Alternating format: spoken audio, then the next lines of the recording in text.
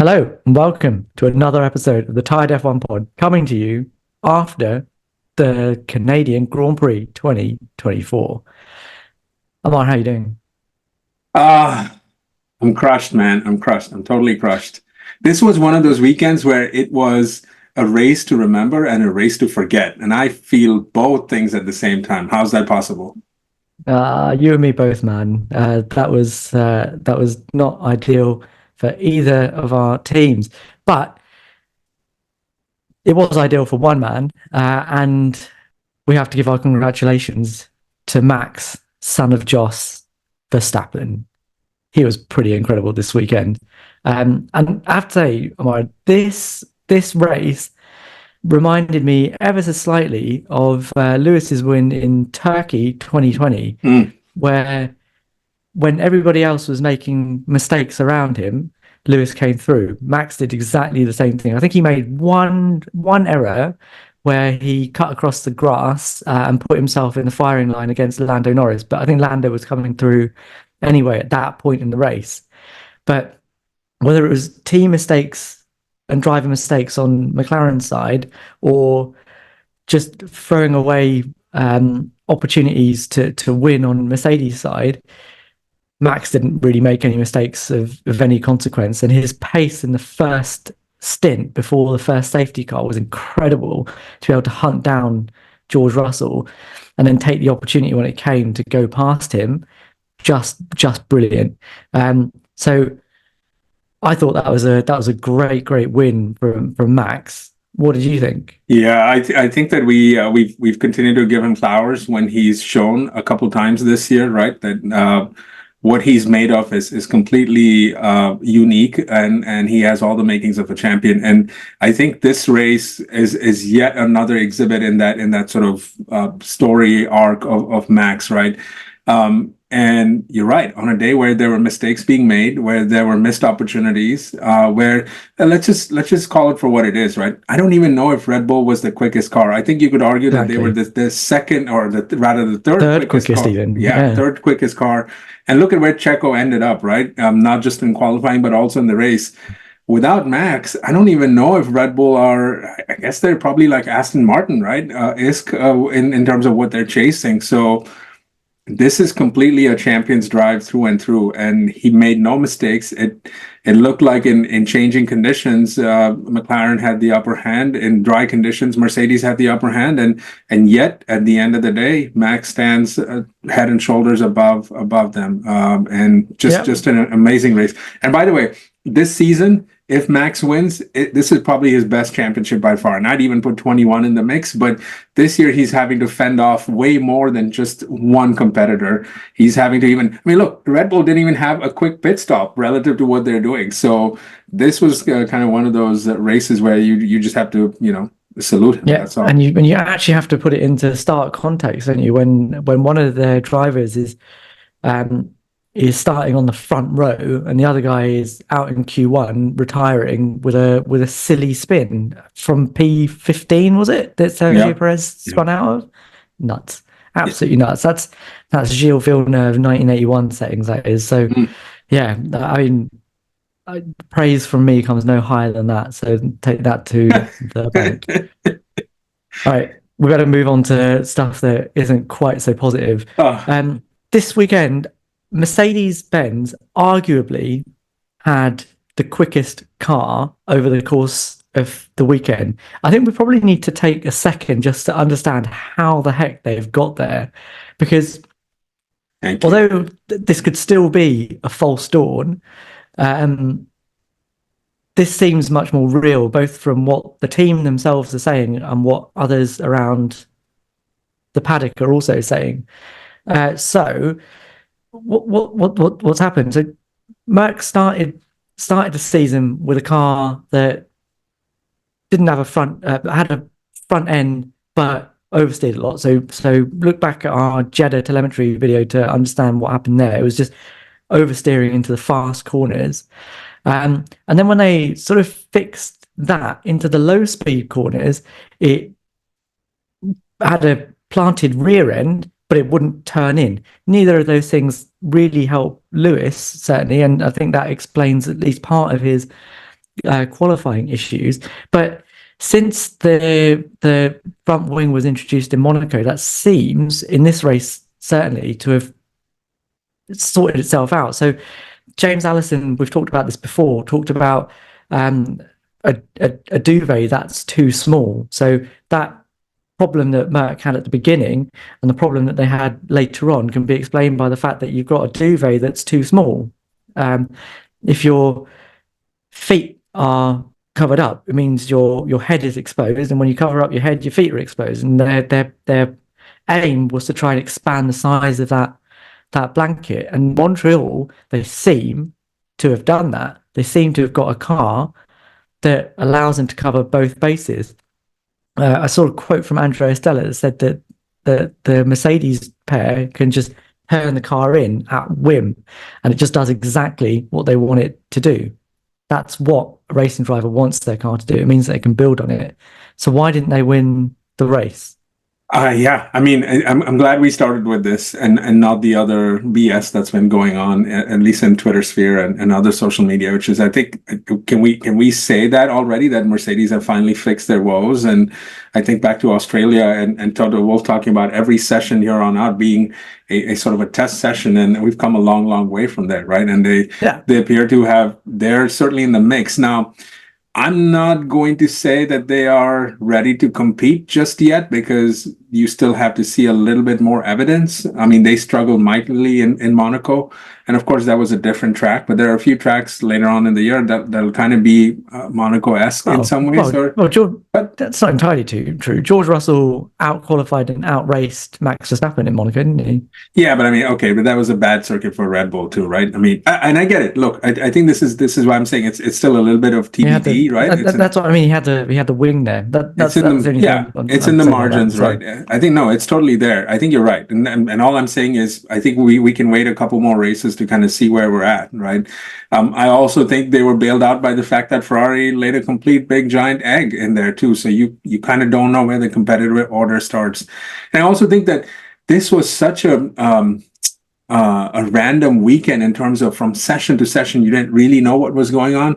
So I don't know if you have a playing field where, you know, all the variables are controlled, right? On a typical dry race weekend where everyone has, you know, everyone's not doing a little bit of guesswork, right? Like, because I know a lot of teams kind of went with the wet weather kind of setup and those kind of things. So all of that is to say, again, the fact that Mercedes is in the mix is quite remarkable, because you know, not too long ago we were wondering if they were behind Aston Martin in many ways. So this is quite the achievement. It does seem like something they can build off of. I would say though, there was a big missed opportunity in terms of the race win, right? And to your question, this really kind of goes back to are the driver pairing formidable in terms of the top five that we ranked, and you and I don't agree on the fifth one, right? We agree on four, not five. I cannot believe we're saying this. I cannot believe that after the ninth race of the 2024 season, we are actually questioning whether Mercedes-Benz might have a car capable of winning, but it's drivers that are letting it down. Lewis Hamilton, 7-time world champion, and George Russell, rookie winner of F2 and doer of undoable things in a Williams, they're not capable of winning a race. But the evidence seems to point towards that. Lewis had this to say post-race: we had a car that was capable of winning. His issue, and we talked about this in our last video, was qualifying. He needed to do better in qualifying. He even said it himself. He said, "This is one of the worst races I've driven. Lots of mistakes. But if I'd qualified better, I'd have been in a better position." That was his issue. If he qualified better, he would have been in the front group, not bottled up behind Fernando Alonso for the majority of that first stint. He only got past him because of a pit stop, right? So, yeah. And again, Lewis has something to find in qualifying. I know I keep saying it. I know you keep batting your eyes away at me, but ultimately he would have got a better position in the race if he had qualified that car better. I'm 100% with you. But what did Max say about ifs and buts, right? I won't repeat that quote there, but that's what this is all about. But That's fine, but this is straight from Lewis's mouth. And kudos to him. I applaud him for coming out and saying that, right? Like, so we have talked about this in the past, and since Monaco, there's been a lot of chatter about, well, are they sabotaging him or this and that, and it's still apparently that continues. But good on him, a mark of a true champion, to come and say, look, I could have done better. There's probably, yes, Mercedes probably should have left him out there, right? You can kind of argue that, whatever. All of that is there, but he took it upon himself to say, this was my worst weekend by far. I could have done better. And he owned up to it in the media. Now, I think that's all that you can ask for. Look, again, in a race like this, it's all about making right calls at the right time, right? I mean, for a second here, it looked like I'm old enough to remember that Magnussen was about to take the race lead. Like, that's how quickly things change, right? So I think you're 100% right. If Lewis qualifies higher and maybe they put on a full wet tire, maybe he would have been leading the race. So ifs and buts and all of that, right? But the one thing that is true is that George Russell had a chance to win, and he didn't. We can say what we want about Lewis. He probably took himself out of the race win on Saturday, but George Russell had a chance to win. And I'll say this up front, because many of you are going to come at me in the comments. I am not a George Russell hater. I'm indifferent to it, and to him rather. And I have maintained over and over again that we have yet to see George show that spark for me to put him in the contenders for competing with Max. And you saw yet another example of that. It's not me who said that he was trying a very ambitious pass on Oscar Piastri. It's what he said. It's what Toto Wolff said. These are their quotes, not mine. And you can see, once again, when things are on the line, when you have to go for the race win, come up short thus far. Now, I'm not going to go on and rant about or take him down by saying, no, he's not a good driver, anything like that. Nothing like that. But you have yet another exhibit right there. Look, I'm not going to particularly hold back either. I don't think it changes anything about what I said the other day. George is still probably one of, maybe I exaggerated in terms of how where he ranks as one of the top two, but I think if you're gonna create a podium of the quickest drivers over one lap in Formula One right now, I think George is in there, definitely. I think if you're gonna rank them, I would put them Charles, Max, George, that order, over one lap. That's what I'm saying. I'm not saying one is better than the other, but in terms of the quickest over one lap, I think that's my top three. That's how highly I regard George over one lap. But in the race, mate, like, let's just have a look at some of the mistakes he made, and they were dumb. Like, the first one was before the first safety car, when Lando was on an absolute charge at the end of the first stint. He gets past George into the final chicane, and George has to bail out, goes across the runoff area, and is so slow coming across it that Max goes past him. So he gives up the lead, which I think was unavoidable ultimately, but because he's so aggressive against Lando, he just doesn't want to give it up. He gets passed by Max as well. And unfortunately, he did not learn his lesson, because, again, lap 51, George makes a mistake into the same corner that he crashed out at in 2023. He didn't crash out. He damaged his car enough that while he was chasing Lewis and Alonso in 2023, he crashed into that wall. He did the same thing, made a mistake, an oversteer moment that allowed Oscar to get onto the back of him. And it meant that lap 63, he's behind Oscar Piastri and tries it again into the final corner, doesn't he? And messes it up, goes across the runoff area, and Lewis gets past him. So twice into the same corner, he's far too aggressive, and ends up throwing away his chance to chase down Max Verstappen. I don't know what Max does, man. Like Max casts a spell on like the rest of the grid. God tier. You know, every time he's ahead, people are just throwing it away, trying to catch him up.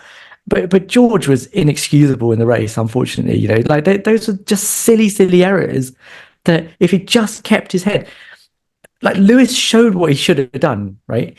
Lewis, I don't think even in the race, because of the tires ultimately he was on in the final stint. And I don't think there was anything he could. Yeah, there was nothing he could do about that. He didn't have a new set of mediums to put on in the final stint. He had to go onto those hards. It made sense to do it at that point, but it meant that he wasn't as quick in the final 10 laps as George was, which is why he overtook him, but then got overtaken again. But Lewis showed that first chance he got against Oscar Piastri, he was past him. And as soon as he got an opportunity to get past George, he was past him. George needs to dial that back a little bit. That, I think, is his major error. He still needs a little bit of tweaking on his race pace. That wasn't in evidence here, but he needs to tweak that a little bit. But his big problem is that he makes mistakes in crunch moments. And it cost them. It cost them big time. I would say though that early in the race he did a pretty good job of keeping Max at bay, right? I mean, before he got passed eventually by Lando, but that there was something there. But I think you're right. And look, and this has been my complaint, right? When we've had comparisons about him and Charles, and we've seen Charles and Max go at it in pretty epic fashion for race wins, and I'm not quite sure if this is going to be an interesting thing for Mercedes, right? The next couple of years when they presumably bring Kimi Antonelli in and they have George, and this is going to be an interesting thing, or who's going to be their face. This is it. I just feel like George feels like he has too much to prove. It's like he's always having to. Well, but this is to show that he's the best, and it manifests itself in silly races like this. But this has been my complaint with the George versus Lewis comparison, and yesterday or day before at the conclusion of qualifying, we were comparing. Most of us were comparing George and Lewis, whereas the comparison should have been George and Max, and that's the next step, right? And that I think is, look, that's also.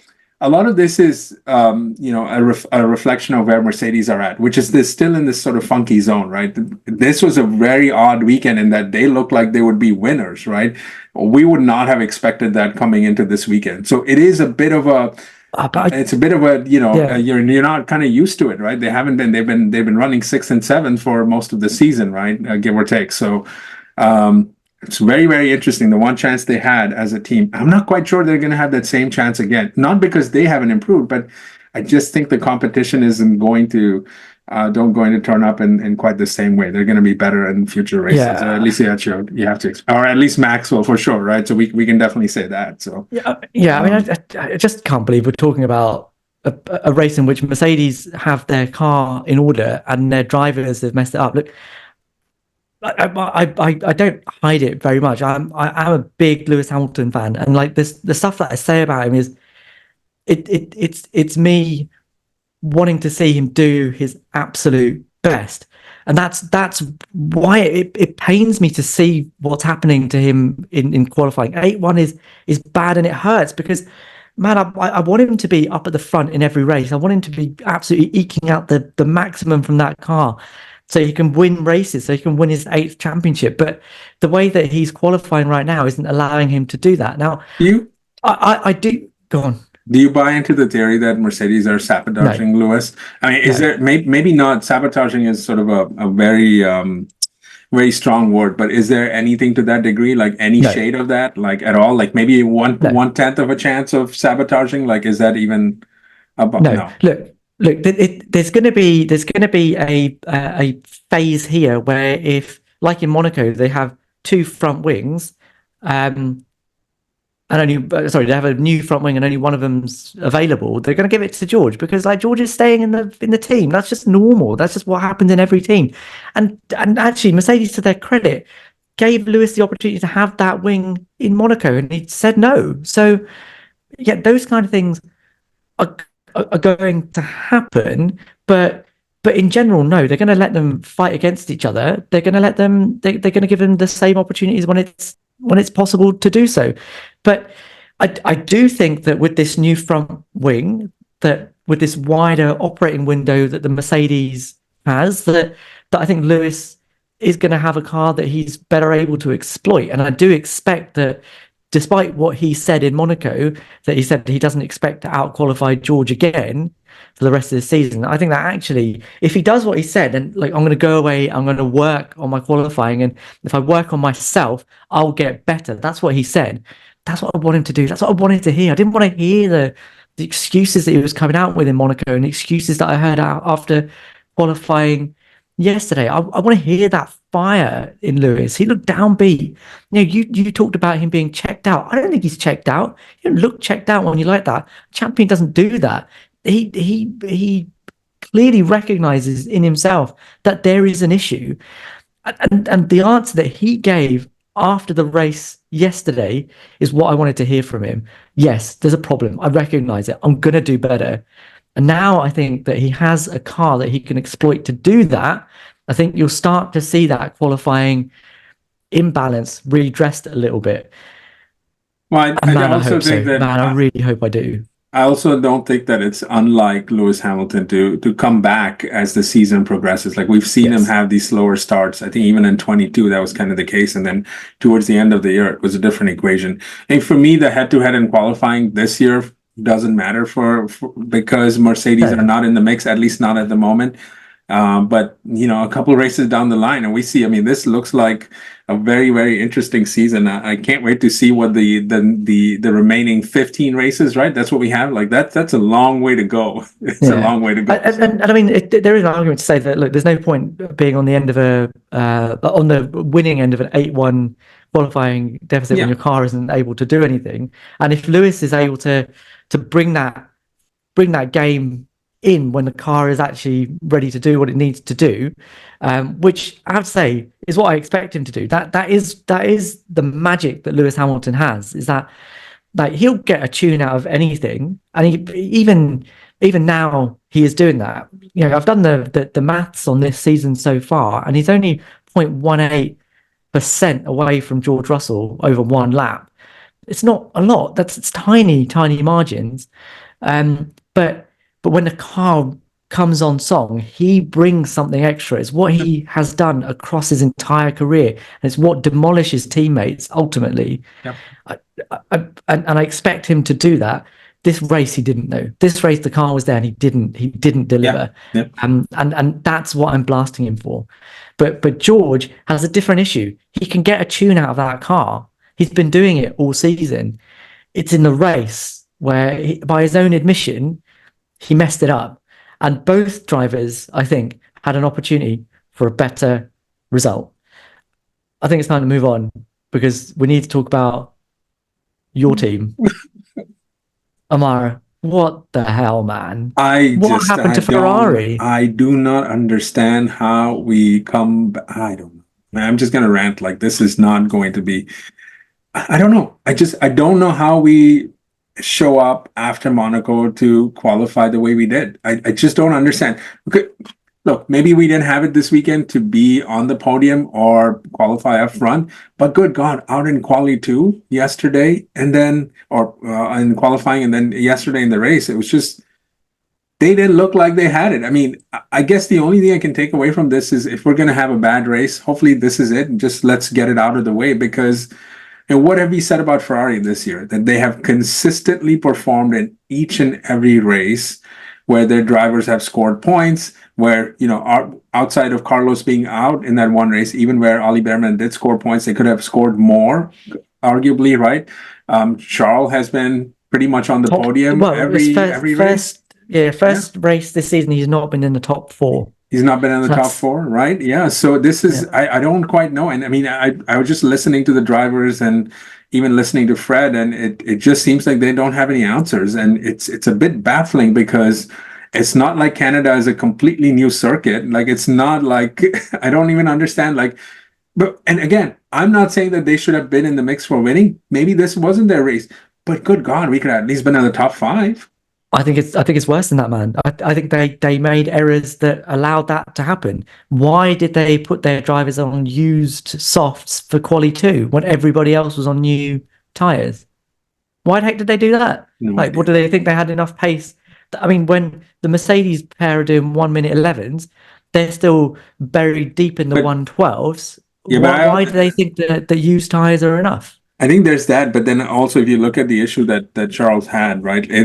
Look, even if he qualifies in the top 5, if he has that same issue, you're probably out of the points because that Urs issue wasn't But going to fix itself. they're starting from a better position. 100%. And actually, I still think that Charles, I think Charles retired in the race because Ferrari just couldn't be bothered to keep going. I think they were saving that engine. They'd sorted whatever issue there was, but this was like the same as the reason Carlos Sainz was retired in Abu Dhabi. It wasn't because he had an actual problem. I think they retired it because they wanted to save the engine. The thing that bothered me in all of this is that they knew the Urs issue was there pretty early on. So when the safety car stops happen, why not take that moment to reset the damn software? Like, why wait for him to come in regular time to do that? To be fair, they did that. They brought him in, stopped him. He did his Control-Alt-Delete. My issue with that is when the circuit is clearly not ready, why are they sticking him on slicks? Even that, but what I'm saying is when he came to do the Control-Alt-Delete, he should have been under safety car conditions. He did that afterwards. He came in after the safety car condition. Pretty sure. Did he? Yeah. Wow, I must have missed that because if he did that, that's a pretty maybe egregious... I'm wrong, or maybe I was just so out of it. Like I knew. Look, yeah, I think you're right though. I mean, they did after all of that, they did have a chance. If they had just held on, maybe 2 more laps, they could have brought Charles in and put him on a medium. I wouldn't have put him on a hard at that point. But like, what are you doing? And I think they just. I don't have a problem with the choice of dry tire. I have a problem with them putting him on a dry tire. Like, it didn't make any sense. There, like the circuit is still super wet. All of your rivals are going back onto intermediates, but you think, this is a good idea to put it on 6. And I definitely put Charles in the mix for this one as well, because this was at least partly a driver call, him saying, he's like bleep it, at that point, it's ready. Yeah. But no, that was silly. And if we're talking about driver errors, Carlos, come on. Yeah, but I think part of it is also that this is them trying to do too much. I mean, them and him in this case trying to do too much. He had a front wing damage from early on, and he was just trying to make something happen. Look, we weren't going to get that was points, him. So Did that. He did that to himself of course, as well. Yes, no, I mean they were trying to compete. The first front wing damage was early on. I think it was on lap 1 or lap 2, maybe. Yeah, it was that soon. But look, I mean that stuff happens. I didn't really put too much to it because they just weren't in the mix. It didn't look like this weekend they were going to be competitive in any way. I think the best they could have done, given how the race went, is been right ahead of RB, which they kind of got bailed out by Yuki there too. But it just wasn't there. It was so bad. Like George Russell put it best, but in the debrief, they're in the cool down room and he's looking at Carlos Sainz on the grass, and he's like, "Oh, Seb Vettel." I was like, "Yeah, mate, that's exactly what that looked like to me as well." Yeah, for me, this spinning under no. This weekend reminded me of 2022 in many ways. It just reminded me of how frustrating it was to see what happened. But I think that this is a comprehensive failure on part of the team. I just feel like after Monaco, they were so emotionally overwhelmed that they decided it didn't look like the car was fast. They had no answers. Drivers qualified out of position because they couldn't get quali right. And then the race was just, it was one to forget. I just, in hindsight, they should have retired Charles even earlier. Like that, it made no sense to go even that long because they weren't going to be there and they weren't going to make the right strategy calls. It was just, my goodness. The strategy call on Charles was just like, I don't even know what the hell you're doing there. And honestly, that could have been worse. What if he actually crashed and broke something in the car? It's like, what are you going to get? At that point, we were only going to get like 8th or 9th if we were lucky. I literally don't think it would have made any difference at all. So like that was and I have to say, me as a Lewis Hamilton fan was watching that going, what the hell? This is what we're walking into. We're gonna swallow this bitter pill, and you get one for the season, right? Max had 1 DNF. We're gonna take 1 DNF, and we're gonna move on. And what that now does is, I think it makes both championships a little more tighter because I think Lando's right up there and McLaren's right up there too. So I think it'll be interesting to see how all of this pans out. But yeah, it was just all around disappointing because it didn't look like. I think the weekends where they don't seem to have an answer for what's bothering them or what the issue is with the car. Those are the ones that I worry about the most. And I just had this gut feeling going into the race. In fact, I told one of our cousins, right, that this is one of those races where Ferrari is not going to win, like, and not going to make it. And I joked that at least one car would be out. And then when I went back and watched the race, I'm like, okay, both of them are out. Like, this is worse than I thought. Unbelievable. Oh, Unbelievable. yeah. Okay, well, final order of business. The third team that managed to just chuck things away, McLaren. Oh dear. Oh. Like they had some pace, man. Like at the end of the first stint before the first safety car, Lando and Oscar were absolutely on it. They were so quick, and yet Lando still only finished second. Was a race win on? It didn't look like they had the pace, right? Later on in dry conditions, they didn't seem to, after the last set of stops, it didn't feel like he was there. I mean, in the changing conditions, I think, again, depending on the season of the track, I think you could have picked a different winner, right? So in the dry, it looked like this was Mercedes's game, but they were so far behind that and then of course the errors from George wouldn't have really given them. But I mean, Lando breezed past Max at the end of that stint. And I take your point that it was still changing. damp at that point. Yeah, very damp. Yeah. But he was in qualifying too. He was only a couple of hundredths off of. Yeah, but see, this is what I think. This is what I think is the case. I think that Red Bull got a little bit bailed out by the track drying up, right? Because in damp conditions, I don't think that Max could have pushed Red Bull. But qualifying was in the dry as well. So yeah. But I mean, look, Max has got here. Right, we've talked about. I mean, this is Max being Max, right? This is point taken. But what I mean is that I think the McLaren did have pace over the course of the race to bring it to him. But my issue was the safety car. So first safety car, Lando misses the pit entry, and I think they probably just didn't have enough time to get him in, but it meant that he went round doing another lap when everyone else has changed over to brand new Inters, and he comes out, despite Ted Kravitz's assertions, he comes out behind the two leaders and only just gets out ahead of his teammate. Without that, if he'd come in and changed tires at the same time as everybody else, I think the win's on. He was comfortably in the lead at that point. But he also made at least one error before the second safety car that put George ahead of him, which again meant that another driver that should have been chasing Max Verstappen was left having to defend against people behind him rather than going up against the guy ahead. And I think that's what helped Max get away with it too, right? And the drier conditions allowed for him to build that gap, which he kind of took on aggressively right after the restart. You could say he had already pulled off a second and a half within maybe even like a lap or a half a lap or 3/4 of a lap, like that. But so Max has done that very well, and he knows how to drive that Red Bull car around these tricky corners too. I think that if the track had been a little bit more damp, or kind of where it was earlier in the race, that could have been slightly different, because it didn't look like McLaren was able to fire up those tires right away or something else there.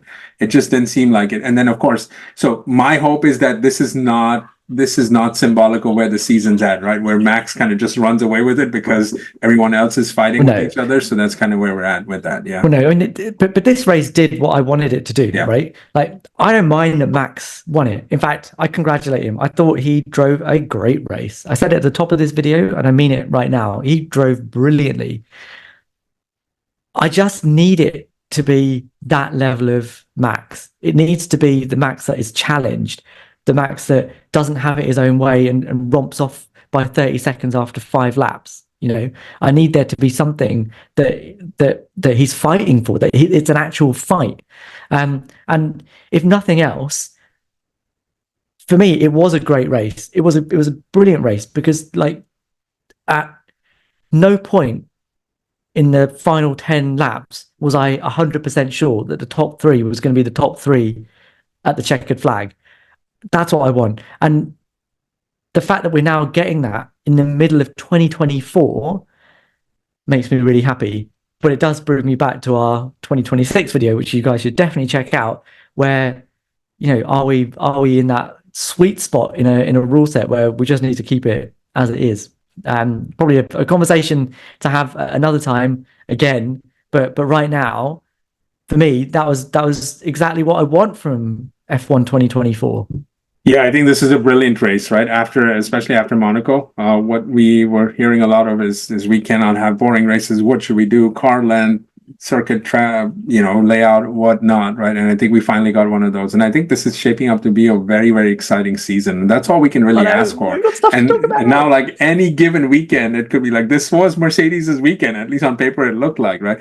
It didn't work out, but at least you have the excitement and the drama and the enthusiasm. And to be honest, there are 5 drivers, maybe even 6 at the top, and that does not include Checo, by the way, that could be in for race wins, which is really, really exciting. So that's really all we can ask for at this point. On that note, I think we're going to end it. If you guys like what we're doing, please please subscribe, please leave us a comment. As usual, we read every single one of them and we comment on as many of yours as we possibly can. We will see you in the next one. Later.